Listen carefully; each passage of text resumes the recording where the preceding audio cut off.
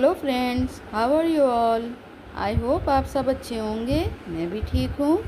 तो आज इस वीडियो में फ्रेंड्स, आज मैं आपसे बात करूँगी कि अगर जो आप ये विंटर्स आने वाले हैं, इसमें आपका गुलाब का पौधा बहुत अच्छी फ्लावरिंग करे और खूब ढेर सारे फूलों से भरा रहे, खूब बुशी हो जाए, तो आप आज की इस वीडियो को ध्यान से लास्ट तक देखिएगा। आपको गुलाब के पौधे पर सर्दियां आने से पहले कुछ काम करना बहुत ज़रूरी है, तभी आपके गुलाब पर भर भर के फूल आएंगे और पौधा हेल्दी भी होगा और बुशी भी होगा। तो फ्रेंड्स, जो गुलाब के पौधे की जो हमें आज काम करने हैं उसमें है रिपोर्टिंग, प्रूनिंग, फर्टिलाइज़र। और अभी जो सितंबर का आखिरी हफ्ता हमारे पास बचा हुआ है या अक्टूबर के महीने तक ये काम कर लेना चाहिए, क्योंकि गुलाब के पौधे पर ये सब जो मैंने काम बताए हैं आपको, उसका सही टाइम यही है। उसके बाद अगर ये काम आप करेंगे तो उसका फ़ायदा आपको नहीं मिलेगा, क्योंकि अक्टूबर से गुलाब में फ्लावरिंग शुरू हो जाती है। तो जो भी पुराने फूल हों उनको इस तरह से आप तोड़ के निकाल दीजिए इस तरह से, और फिर उसकी हमें सॉफ्ट प्रूनिंग करनी है। तो प्रूनिंग बहुत ज़रूरी है पौधों के लिए। पौधे की कटाई छटाई करने का सबसे अच्छा टाइम जो होता है वो सितंबर से अक्टूबर तक होता है। तो गुलाब के पौधे के स्टेम की हार्ड और सॉफ्ट प्रूनिंग करने का सही टाइम अभी है। तो सॉफ्ट प्रूनिंग तो साल भर आप कभी भी कर सकते हैं, लेकिन इस टाइम हार्ड प्रूनिंग बेस्ट है। लेकिन हार्ड प्रूनिंग उसी पौधे में करना है जिसको आपने साल भर पहले लगाया है। तो जो भी हम कटर लेंगे या कैंची लेंगे उसको पहले सैनिटाइज़ कर लेंगे। सैनिटाइज़ करना बहुत ज़रूरी है, वरना अगर कैंची में कोई इंसेक्ट है या कोई फंगस है तो वो हमारे पौधे को नुकसान पहुंचाएगा। तो इस तरह से कैंची को अच्छे से सैनिटाइज़ कर ली है मैंने। और उसके बाद इस टाइम पौधे की कटाई छटाई बहुत ज़रूरी होती है, क्योंकि कटाई छटाई करने से ही नई ब्रांचेस निकलती हैं और बहुत अच्छा ग्रोथ भी करता है पौधा। जितनी ब्रांचेस आप काट कर निकालोगे तो बहुत सारी ब्रांचेस उसमें नई निकल कर आएंगी और ढेर सारी कलियां बनेंगी।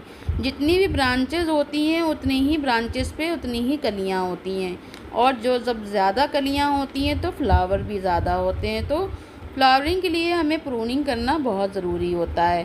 प्रूनिंग के बाद जो पुरानी ख़राब पत्तियां होती हैं उनको एक एक करके निकाल दीजिए, काट कर निकाल दीजिए या हाथ से अगर निकल पाएँ, क्योंकि ये ज़्यादा पुराना पौधा नहीं है तो इसमें कांटे ज़्यादा नहीं है, तो इसलिए मैं कैंची से कट कर रही हूँ। अगर आपका बहुत घना और पुराना पौधा है तो आप हाथों में ग्लव्स ज़रूर पहन लीजिएगा, क्योंकि इसके कांटे बहुत शार्प होते हैं और हाथ को में लग सकते हैं।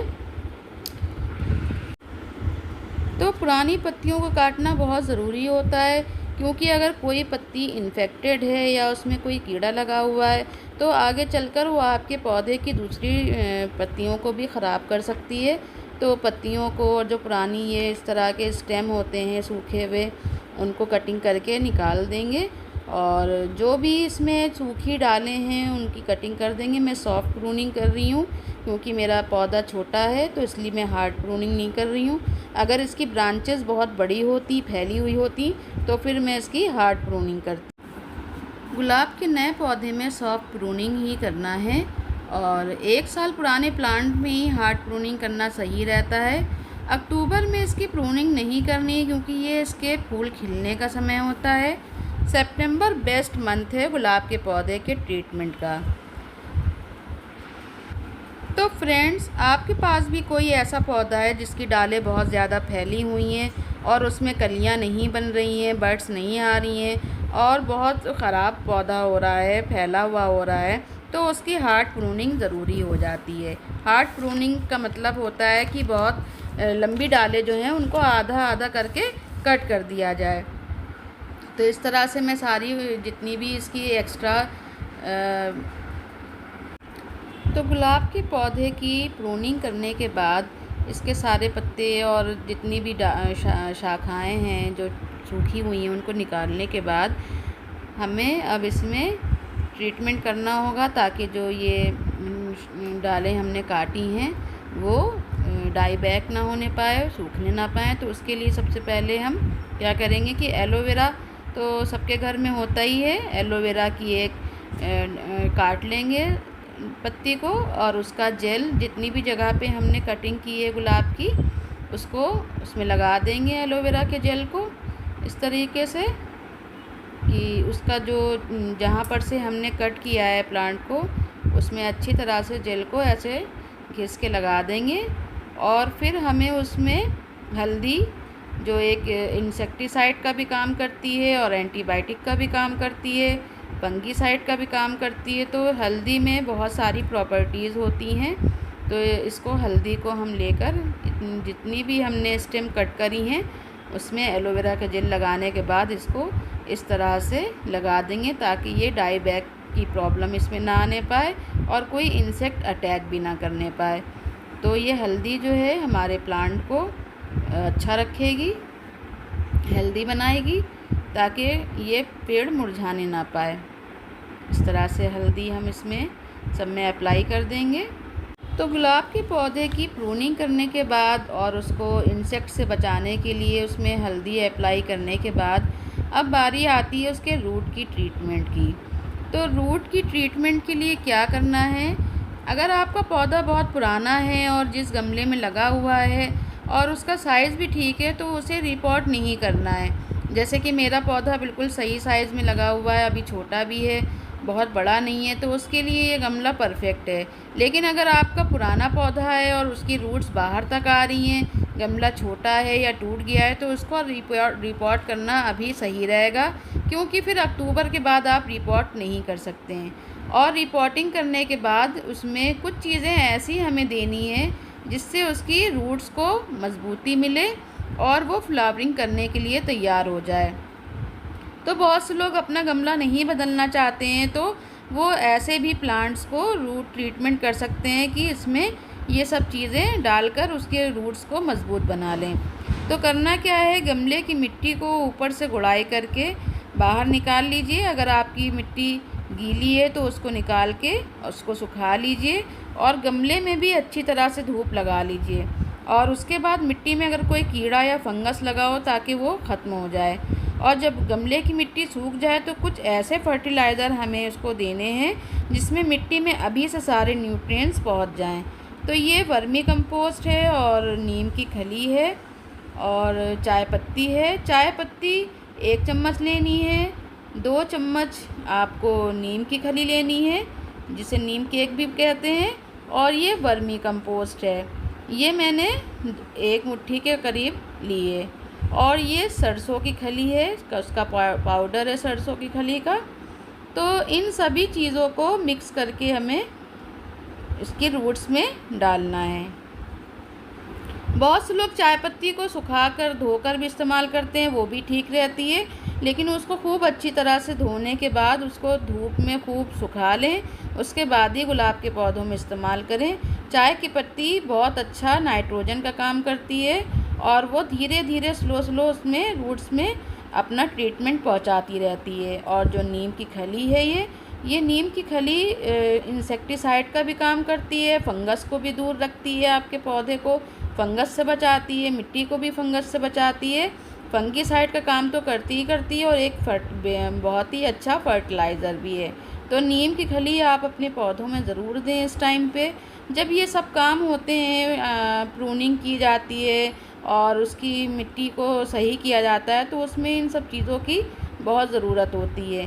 तो इस तरह से एक तरफ से मिट्टी हटाते जाएं और उसको डालते जाएं और उसकी ऊपर की मिट्टी को फिर से ऐसे ही बराबर कर दें, साइड से मिट्टी खसका के इस तरह से हम इसमें ये अपना जो फर्टिलाइज़र है वो डाल लेंगे और मिट्टी को बराबर करते जाएंगे, ताकि मिट्टी के अंदर जब फर्टिलाइज़र आप पानी डालेंगे तो धीरे धीरे उसके अंदर पहुंचता रहे। अभी हमने जो चीज़ें गुलाब के पौधे में डाली हैं, इससे जो भी कीड़े या फंगस होंगे मिट्टी में या पौधे में, वो सब ख़त्म हो जाएंगे।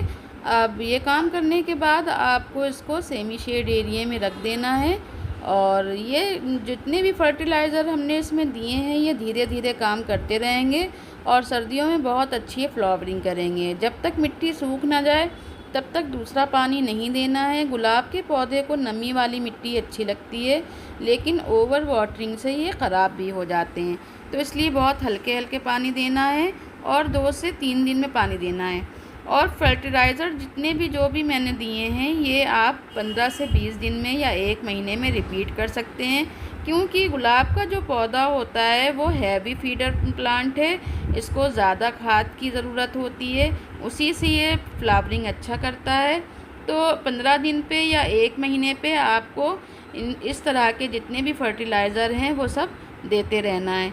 और मेरे चैनल पे 5 फर्टिलाइज़र लिक्विड फर्टिलाइज़र का वीडियो पड़ा हुआ है, तो आप जाके उसको चेक कर सकते हैं। वो लिक्विड फर्टिलाइज़र भी आप गुलाब के पौधे में दे सकते हैं, जैसे नीम की खली है और सरसों की खली है, प्याज के छिलके का पानी है और केले के छिलकों का पानी है। उसको कैसे बनाना है, कैसे यूज़ करना है, वो सब मेरे चैनल पे उसका वीडियो है, वो आप जाकर देख सकते हैं। तो जिससे आपके प्लांट्स बिल्कुल हेल्दी रहेंगे और बहुत सर्दियों भर फ्लावरिंग करते रहेंगे। तो गुलाब के पौधे में फर्टिलाइज़र आप 15-15 दिन के गैप से देते रहिए। जितने भी फर्टिलाइज़र मैंने बताए हैं ये बहुत आसान हैं और ये सब ऑर्गेनिक हैं, घर पे ही बहुत आसानी से तैयार हो सकते हैं।